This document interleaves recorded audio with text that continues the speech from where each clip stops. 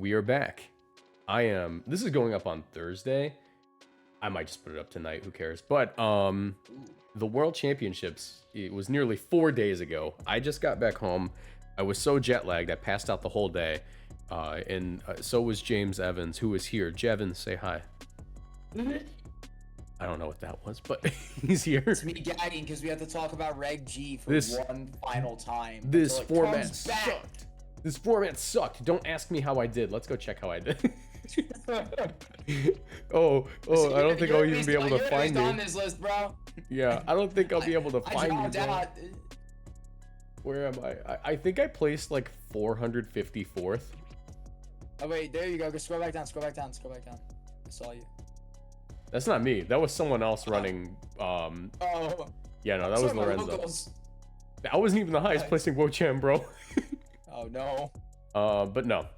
Yeah, the tournament was fine. It was Reg G, so it's you know, single restricted is very matchup heavy. Don't really love that for a world championship, but it was a fun time. James, did you have fun in Hawaii?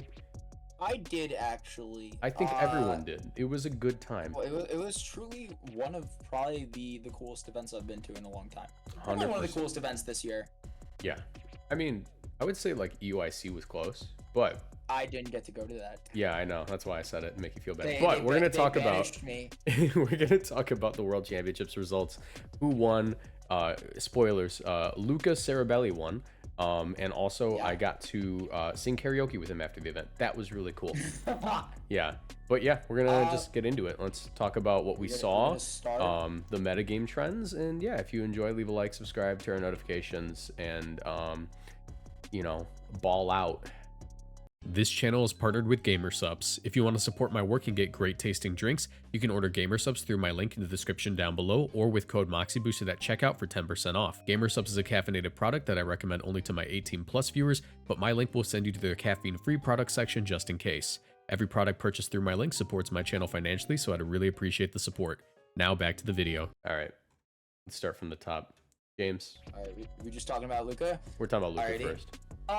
So all right, this is probably, I would say, I feel like a lot of people have seen this Maridon team. I would say this was the most standard build going into the tournament, and it ended up winning the tournament. Not particularly shocked about that. I would say I played Maridon this weekend. And a common consensus that I shared with a lot of people early on, like while playing the archetype, like going into Worlds, was Maridon is the best of the big three, which is Shadow Rider, Ice Rider, and Maridon itself. But it was like considered third. Like it was like I would say by the majority of the players, it was considered like the weakest. But I think if you were playing Maridon, you probably thought it was the strongest. I personally thought it's probably the hardest to build around, namely because it's not nearly as stagnated as the other two. Like Ice Rider and Shadow Rider have very clearly defined partners that they want. Maridon can kind of just throw whatever it wants next to it and it will work, which makes it very hard to kind of decide what a player wants to run specifically. Obviously this archetype started showing up around like early July. I would say we kind of saw the pieces started falling into place like around LA Bologna, where I would say Luca actually got second place with a very similar team as. I think the only difference was that he had he had something over the Ogre Pawn, and I believe he had Urshifu Dark instead. And I would say, anyways, back to what I was saying. I personally, and I think a lot of people also probably shared this consensus playing Maridon. Maridon, I thought, had the highest chance of winning Worlds. I would say, if you were the best Maridon player in the building, chances are you were probably the best player in the building. Yeah. Because I would say the other two restricteds that a lot of people prepared for, Ice Rider and Shadow Rider, as much as they are very, very good, I would even argue that Ice Rider is probably the best legendary Pokemon, or the best restricted Pokemon we've ever actually had. Just stats-wise, build-wise, it's a stupid Pokemon. Maridon has a lot of unique advantages over the other two, and I think it namely comes down to, again, it's just built, like, there's a lot of ways you can build it, and that makes it very variable compared to the other two. Ice Rider and Shadow Rider kind of are already so good at what they do, it's hard to make them do anything else.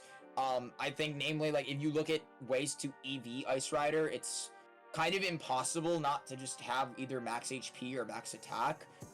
And then you can do slightly different things. And I would say we can get to that later because there are a couple of unique Ice Riders in this top cut. But for the most part, Maridon had the most like variance in its builds. It was like the least like solved archetype, because I feel like when you're running like Shadow Rider, you already know like at least 4 of the partners, and the 5th one's a flex spot. And like the same with Ice Rider. It's like, you know, what's your item on Ice Rider? It was solved before the event, and then people rolled up with like Never Melt Ice, which is pretty interesting. Yeah. But yeah, it's funny that the item of all things, the thing that seemed the least flexible, is what actually changed on Ice Rider.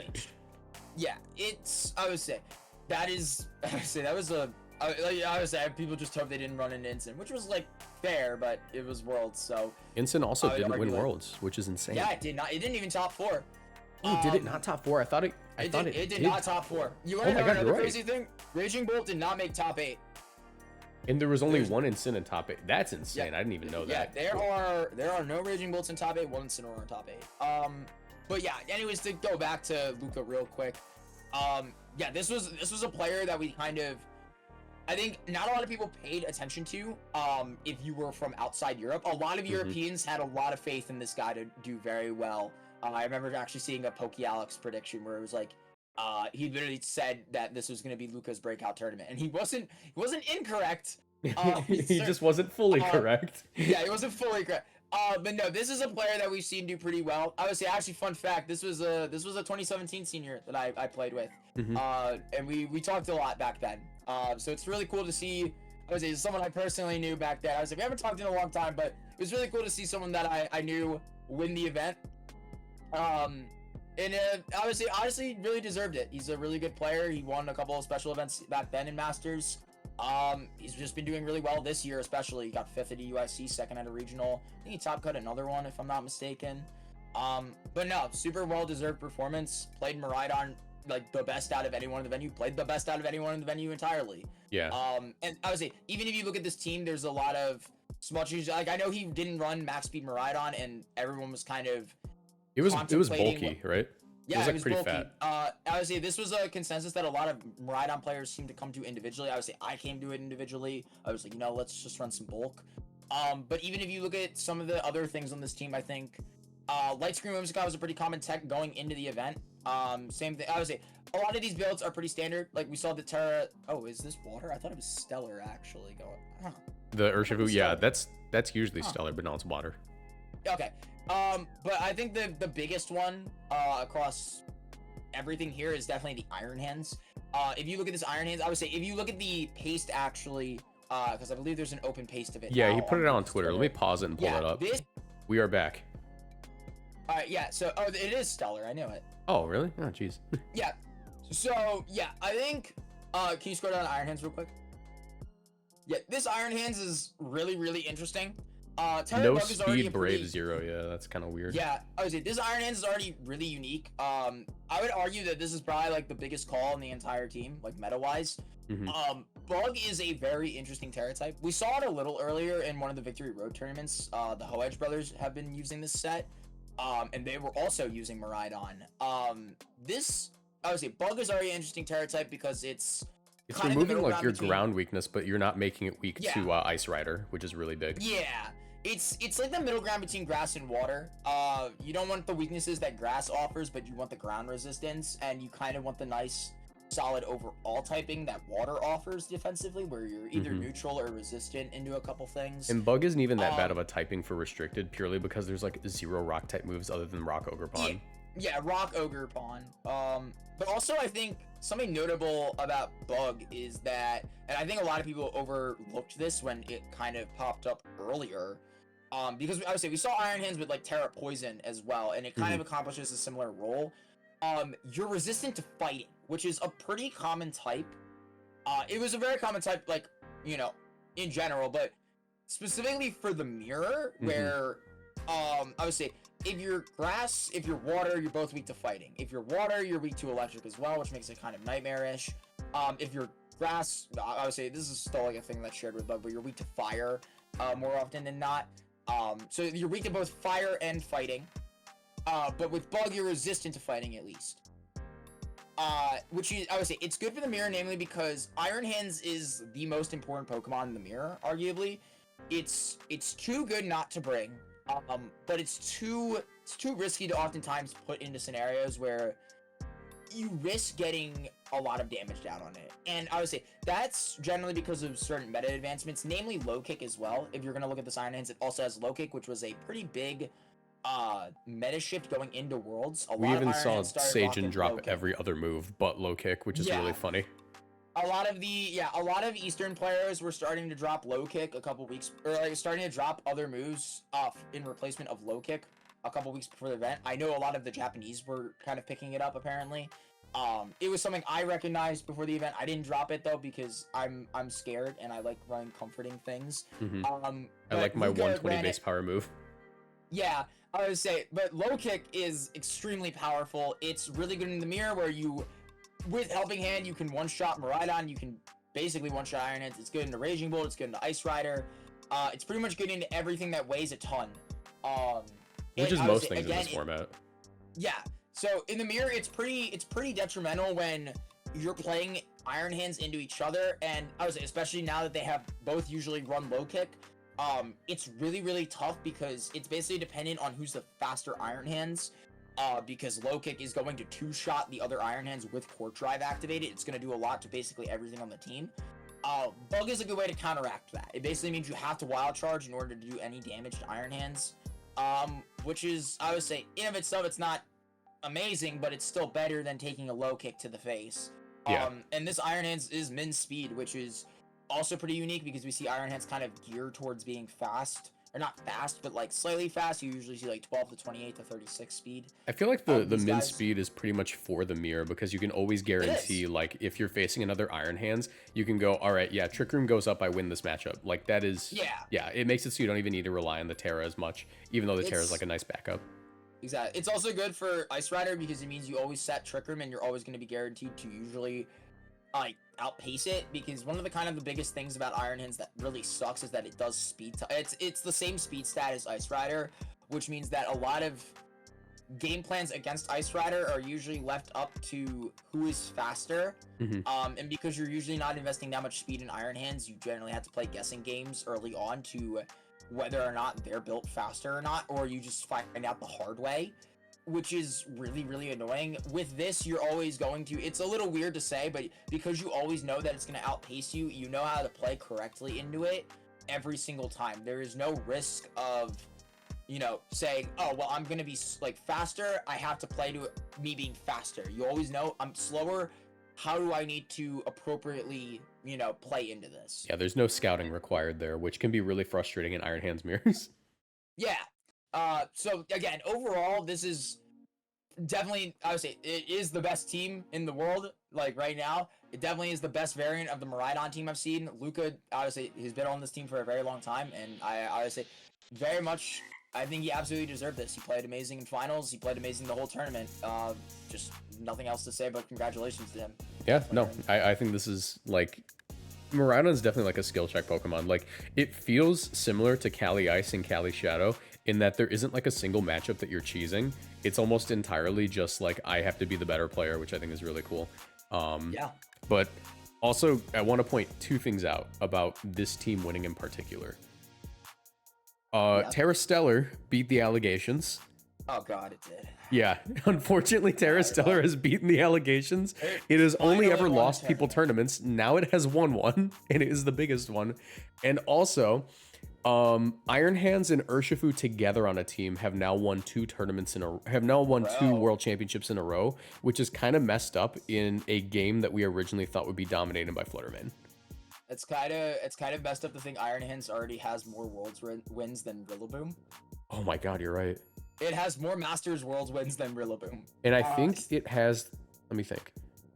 Incineroar won 2018, 2019. 2022. It's still got one more to go. Yeah, so Iron Hands might match Incineroar if it wins one more, and if Incineroar dodges one more.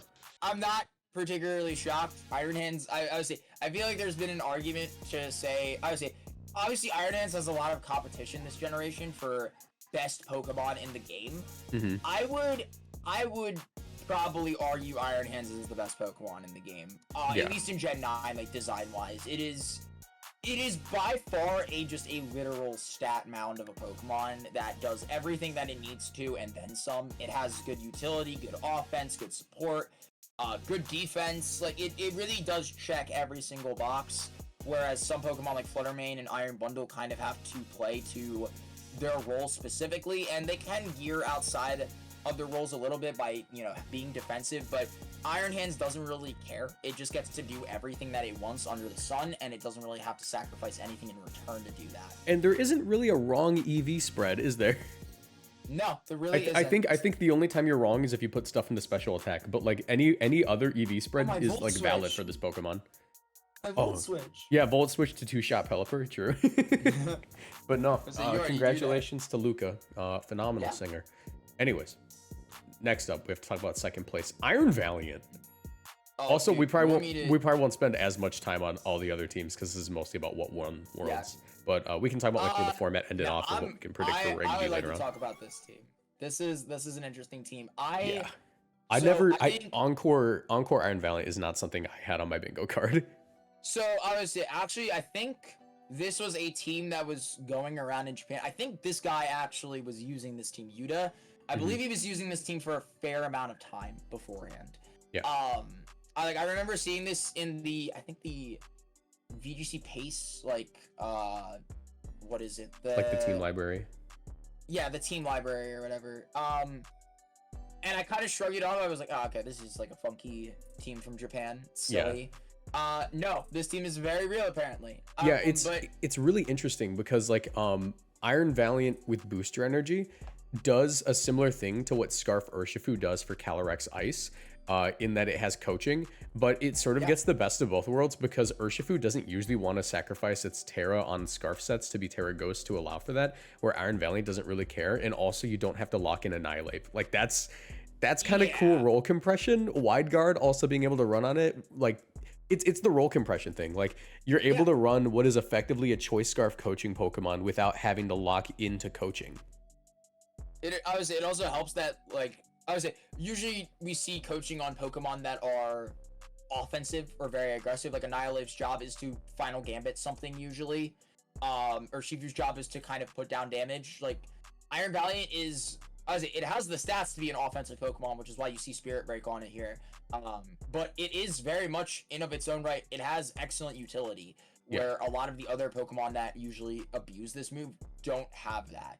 I would say even outside of this, I would say, yeah, you're putting Iron Valiant, like it has very, very good utility. It has Icy Wind, it's got Encore, Disable, Wide Guard, Feint. Like it's got a lot under its belt. Destiny Bond is another funny one.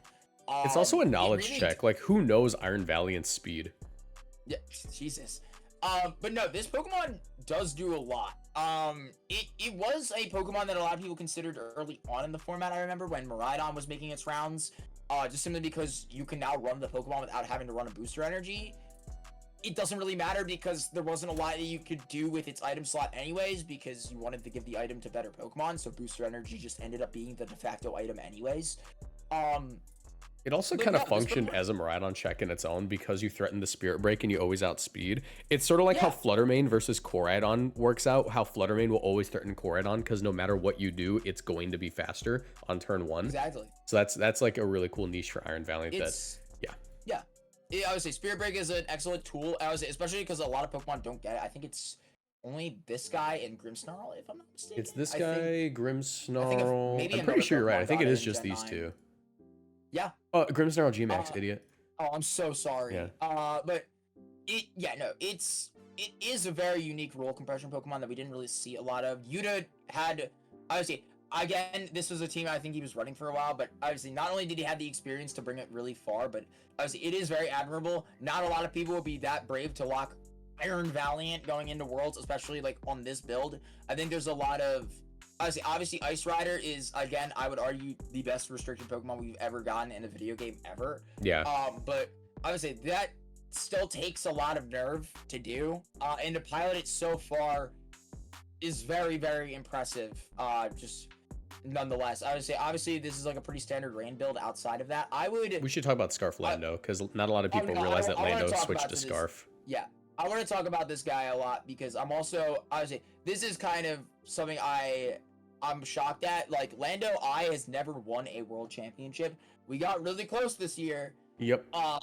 I would say, and if you actually look at the teams, I would say I think there are 2 Landorus incarnates in top 8. Yeah, there's another one down here. Sure, it was not sure if there Najee. are any other in cut. Yeah, I'm not sure if there are any others in Life Orb. cut. Yeah. Can you just like scan over cut real quick, because I want to see if there were other ones, because this is a Pokemon that I really want to talk about. Just here's another one, Diego. What item was that one? That one was also Life Orb. Yeah, I think the first Scarf we saw was the one at NAIC. It was the Australian player. Who was that? Henry. Yeah, it was Henry. Yeah, Shiliang ran it. Yeah, so 4 Landorus in cut. That's 1/8 of the cut with Landorus. 2 Life Orb, 2 Scarf. So Landorus Incarnate, if you've been playing for like the last 6 months, I would say, has been or actually probably the last 8 months. Yeah, because that's when Reg G started. This Pokemon has been kind of making the rounds as the better Landorus form, which never was really expected to happen. This generation though is a little different. It got access to Sheer Force last generation, but because Dynamax was the thing, it didn't really get to strut its stuff. It was only good in the unofficial format. What was it called? Spike Myth. Series 10, yeah, or whatever. So it didn't really get to like flex its chops that much. Now, without Dynamax and Terrestrialization being a thing, Landorus Incarnate is, in my opinion, one of the best Pokemon in the game. It really doesn't lose out on anything in a format, 2 formats now at this point, where ground type is a very sought after type. It really does function as one of the best Pokemon in the game. It's lacking competition in ground types. Yeah. Well, not really like in ground types, but in this particular type of ground type. Like, the closest thing we get to the damage machine ground type is Earthstone of Blood Moon, and that's not nearly fast enough to compete in this format. Yeah, Landorus is good for a lot of reasons, but I would say I think it's namely just because it's a wall breaker in the simplest form imaginable. It just does a lot of damage, and it can't really, nothing really stops it from doing that. Ground flying again is an excellent type. It obviously with wide guard support, it cannot lose to Ice Rider, which is a really notable thing. Like, if you just look at the team, like, it has 2 wide guarders, I believe, Pelipper and with Pelipper and Iron Valiant, there's not really a situation where you're ever invulnerable. With Pelipper, you cannot like get high horsepowered or anything. So, like, if you target grass to block Spore, like, you also dodge high horsepower for the most part because you resist it. It cannot be hit by Ice Rider. So it's really in a really good spot to kind of abuse its typing to just throw out damage. And I would say, for the most part, we saw Life Orb. First Scarf was kind of the advent, like, going into Worlds, like, from NAIC. We saw it start to pick up because the biggest issue with Lando is that you get outran by Maridon and you just get Dracoed, so it doesn't really matter. Also Scarf Urshifu. Yeah, that too. You can Terra to live that, but obviously you don't want to, take the damage. Like, Life Orb can trade if you Terra to something like Poison or Ghost, because you live the hit and then you throw back a modest Earth Power, you're always going to knock out usually. But Scarf is a lot safer just because you get to outrun a lot of things and do a lot of damage, and it also gets the ability to pivot out with U-turn. So it's overall a lot safer, and it's just overall more effective into, again, Maridon in general, and it's also good into Shadow Rider because you outrun it now. Yeah. It's, I would say, the biggest, I think, thing that Landorus has going for it, especially with Choice Scarf, even Life Orb, is Sandsear Storm. This move is, messed for up. lack of better words, and to not demonetize the video, it is freaking stupid. This move is so dumb. And the fact that you are removing the burn chance, which is another broken thing about it, is insane, because it's already powerful enough as is, but because you make it more powerful, it basically hits like Earth Power. I think it's 5 base power less after all calculations. Yeah, it's 75 base power. But when you account for, it's literally just mildly weaker than an individual Earth Power on both Pokemon. But when you account for Life Orb, or not Life Orb, but the Sheer Force, it ends up being 97 base power, which is basically 100. So you're basically hitting things with 100 base power individually. And keep in mind, if you are running the Life Orb set, it's even more. It's effectively like a 125 base power. Yeah, so it's basically Precipice Blades, but a lot better. Because this one gets the chance to hit and rain all 100% of the time. Not even a chance to hit, it just can't miss. It's 100%, yeah. I would say, like, Yuta, obviously Yuta definitely abused that factor because he's got a Pelipper, so obviously you can tell the team is very much built around the rain. Supports the Kali, supports the Amoonguss, helps out Urshifu do more damage, helps out the Landorus hit all of its moves. Like, I would say, we even see it here on Shiliang's team. My bad. Again, very similar build. Just, you know, abuse the rain, do a lot of damage with it. That is also an G. Where did I? And I was to say, even on something like Navjeet's team, where he doesn't, I would say we can hover over to that real quick. Okay. He doesn't have rain at all. But I would say, obviously being friends with the guy, I know like this move hits for absurd amounts of damage, and you kind of just risk the accuracy. It's shaky, you can Hail Mary it to win matches. Yeah. Yeah. I would say there is a stream game of Navjeet's on the official Pokemon broadcast where he literally just clicks Sandseer 4 times and he just rips through his opponent. It is a very disgusting move. I would argue borderline unhealthy for the game. If you think Bleak Wind Storm is bad, this move is equally as bad, I think, if not more problematic. Only barred by the fact that Landorus has other viable moves like Substitute that it once in the slot instead.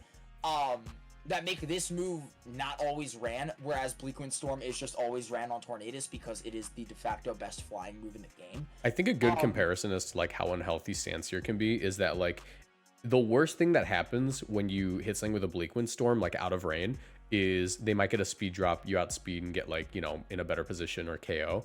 With Landorus, if it lands, it probably means you die. Yeah. It is not a particularly healthy move for the game, but it is nonetheless a move that exists and it is still really good. I would say obviously, like, again, Yuta's team is very unique. I want to talk about Life Orb Pelipper for a minute because that is also just equally insane. The rest is pretty box standard. I believe Yuta also uploaded his pace to Twitter, where I would say his Calyrex is also unique. Like, I would say both of these are Terra Grass. We don't really see Terra Grass on Calyrex that much. I would argue the two most common Terra types, Water and Fire, were both a lot better going into the tournament. I would say we saw Water win NAIC. We saw Fire on pretty much every other Calyrex Ice Rider.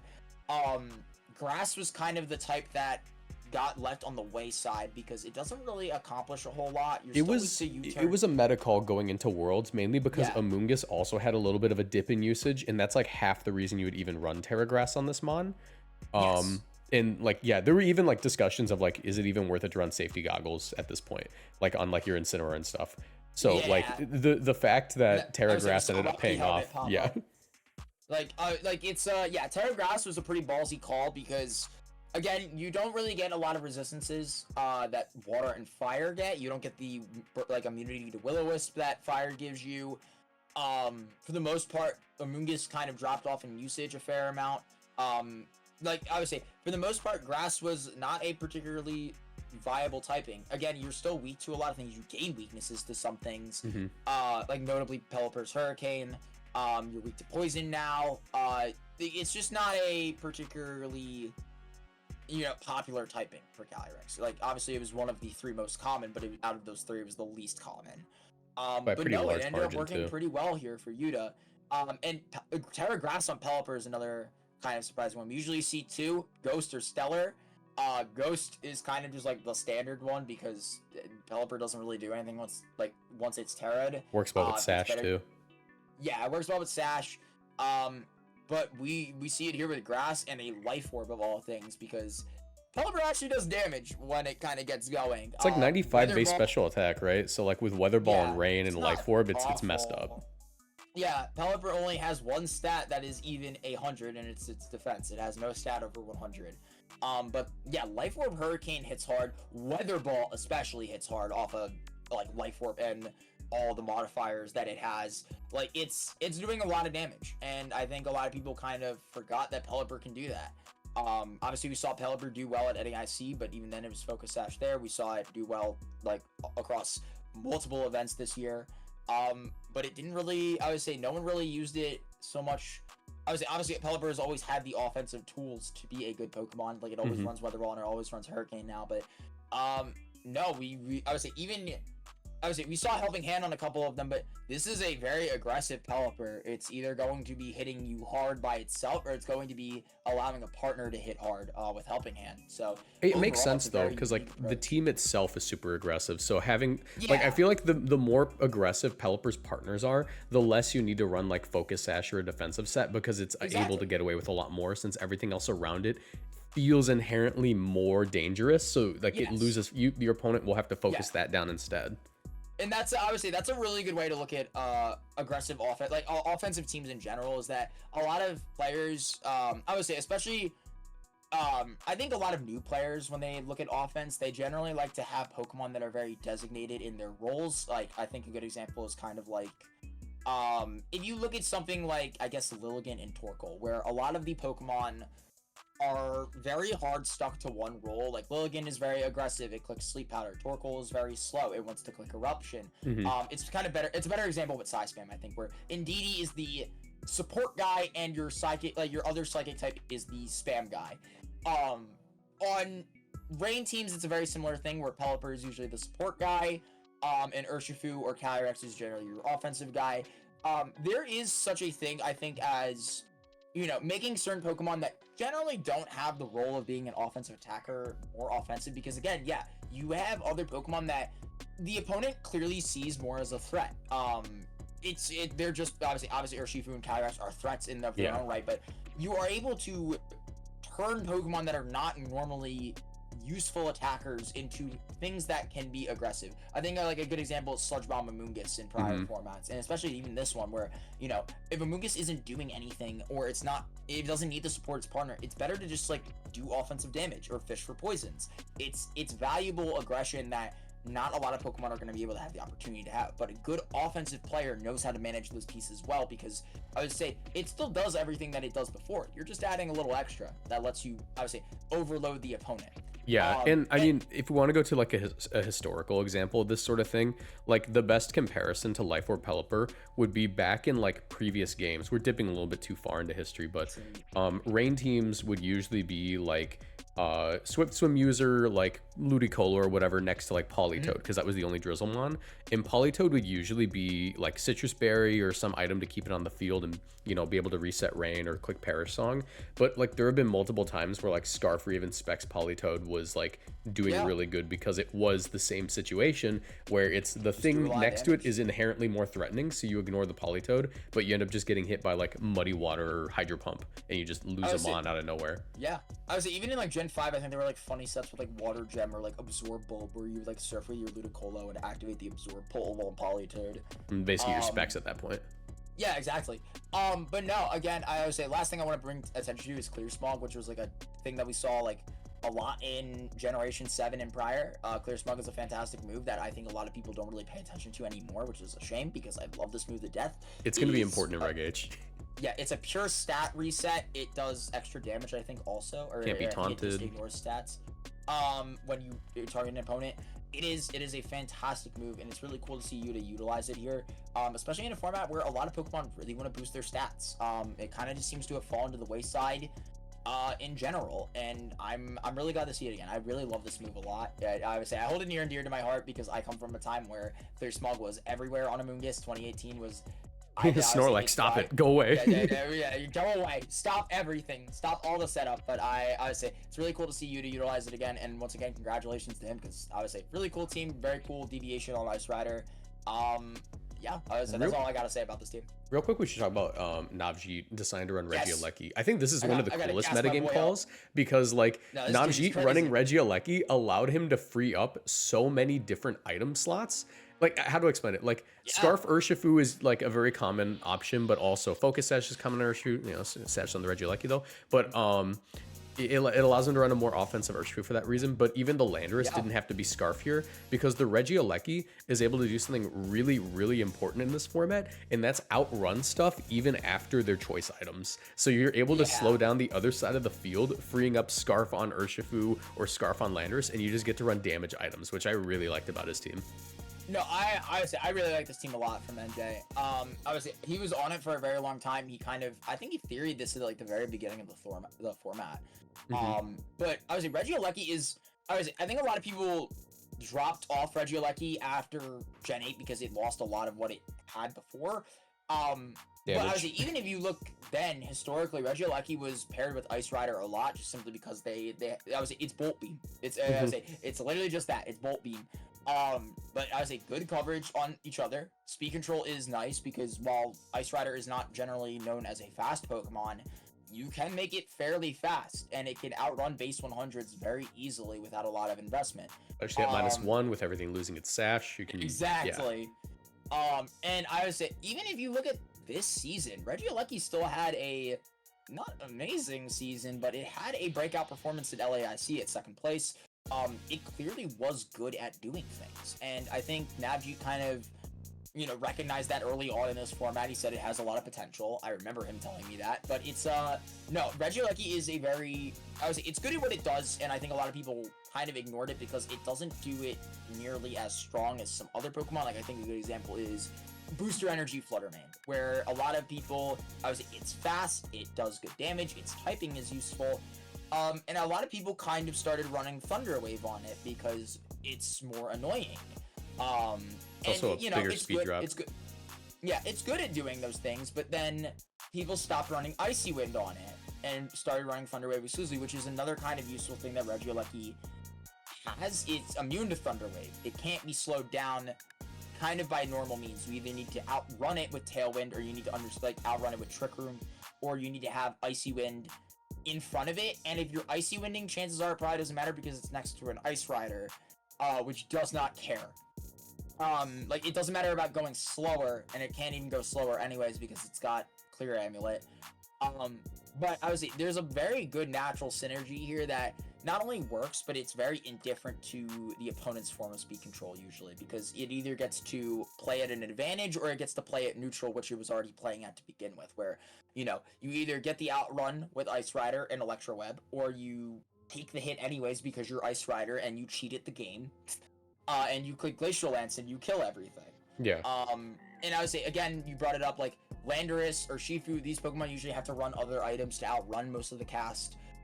No, with Aleki, it doesn't really matter. It gets to click Electro Web and you get to throw out high damage moves, with more, like, I would say, less risk and more reward, because not only are you hitting these guys with Electro Web, which is a naturally good offensive move on Aleki because it gets the Transistor boost, and it also hits a majority of the format for neutral damage because not a lot of things resist electric besides, like, Rillaboom, and that's it, or an Ogerpon. But you're also, again, you get to do high damage with Landorus and Urshifu, which also have good synergy with Aleki because, you know, if it's weak to, or say, if it resists electric, chances are it's going to be either weak to poison or ground or water or fighting. So you have a lot of opportunity to kind of make up for the fact that either Aleki isn't doing a lot of damage, or vice versa, where the partner can't do a lot of damage, but Aleki can hit it pretty hard because not a lot of things are, again, immune to electric. Or in the worst case scenario, they're boosting Aleki, which is kind of the thing with Maridon, where Maridon does not want to fight this guy, even though it's fine into it. It enables a lot of Pokemon that beat Maridon, and it gets to take advantage in a similar way to Raging Bolt, where, you know, booster energy, get Electric Train. Now it's a problem. Lucky is a very similar thing where, you know, it's basically got a Life Orb on all of its electric attacks, and now it's got Electric Train under its belt too. Yeah. Anyways, I really don't think there's much else I even really want to cover about this world. I mean, we did have Michael, we did have Michael Kelch make a really deep run with Chien-Pao Zamazenta, which is, you know, it's like a spin on what we saw earlier on in the season, except it used to be like Banded Rillaboom. This is another day at the office for Michael. Just cutting worlds, doing super well. Michael, when he's got to clock in to top cut a major event with Zamazenta. This guy is winning worlds at some point. He's gonna. I 100%. What was it? He was like runner-up last year, right? He was 2nd place last year. He's 4th this year, I believe. He's just a little too good at this game. Yeah, I would. The last thing I would kind of want to bring up is, I would say there's a couple of funky teams in this top 8. Hard Trick Room and Dozo, actually, I think. And normally I would hate on Dozo. I kind of hated on it at the event because I hate fighting Dondozo. But I think there's something to be said. I would say, yeah, even Justin Knox here with his Wheezing Dozo team. This was a team that started popping up like a couple weeks before the tournament. And it kind of got on everyone's radar, unfortunately, a little too early for it to make a big splash. By the time it was noticeable, it was like top 1 on ladder, and everyone was starting to prepare for it. So I would say even then, Justin still brought this very far, so congratulations to him.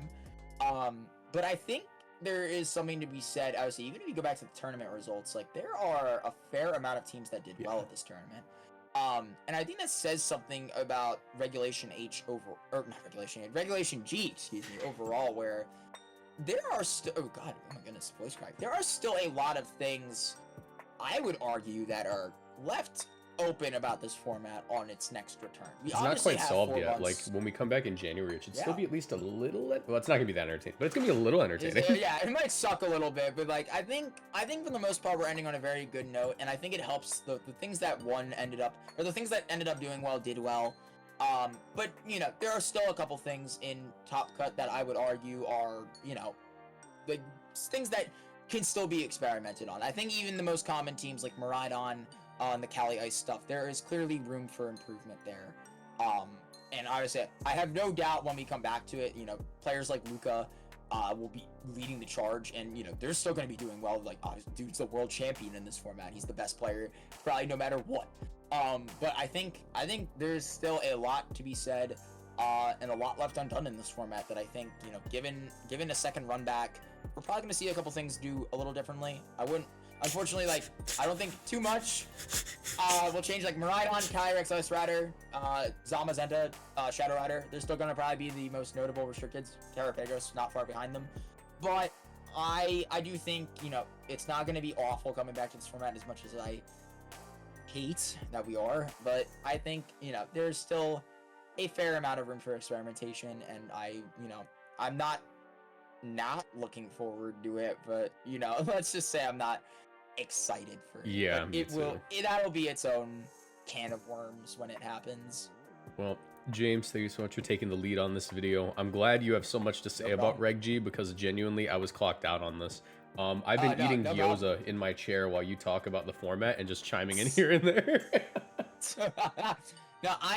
No, this Worlds was really cool. I obviously I didn't do too hot at it, but I think there are obviously the fun thing about Worlds at this point I've realized is that you get to watch a lot of other players perform well and see their insight on things. It's one of those things that really motivates me as a player to kind of keep going. Mm-hmm. Obviously there are a lot of people that did well, so it's important to learn from them. So I think even being retrospective on a format that we're not going to be playing for a while is important. There's a lot of just good mentalities to take away from this. Yeah, 100%. I can't wait to clock back into the Wo-Chen factory. No, I'm joking. Oh, God. Thank you for watching, guys. Really appreciate you all sticking around through the video. Yeah, hopefully we don't have to talk about Reg G for a very, very long time, aka January. Bye. Cheers, dude.